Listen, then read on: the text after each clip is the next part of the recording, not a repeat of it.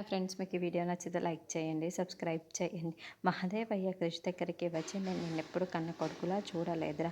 అసలు నువ్వు కన్న కొడుకు అయితేనే కదా నిన్ను కొడుకులా చూడడానికి నిన్ను నా ప్రాణం కాపాడుకున్నందుకు ఒక కుక్కలాగా నిన్ను పెంచుకున్నాను. అంతే తప్ప నువ్వు నా కొడుకు అని ఎలా అనుకుంటాను చెప్పు అని చెప్పేసి అంటూ ఉంటాడు. ఆ మాటలు వినగానే అక్కడున్న క్రిష్ అయితే ఒక్కసారిగా షాక్ అయిపోయి చాలా బాధపడుతూ ఉంటాడు.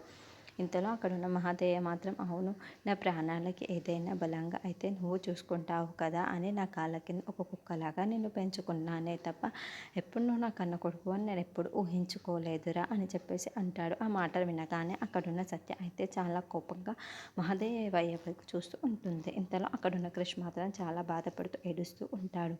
అది చూసిన మహాదేవయ్య మాత్రం ఇక నీ అవసరం తీరిపోయింది, నువ్వు ఇంట్లో నుండి వెళ్ళిపోతే చాలా మంచిది అని చెప్పేసి మెడబట్టుకొని మరీ బయటికి గెంటేస్తూ ఉంటాడు. అది చూడగానే ఇంట్లో ఉన్న వాళ్ళందరూ అయితే ఒక్కసారిగా షాక్ అయిపోతూ ఉంటారు.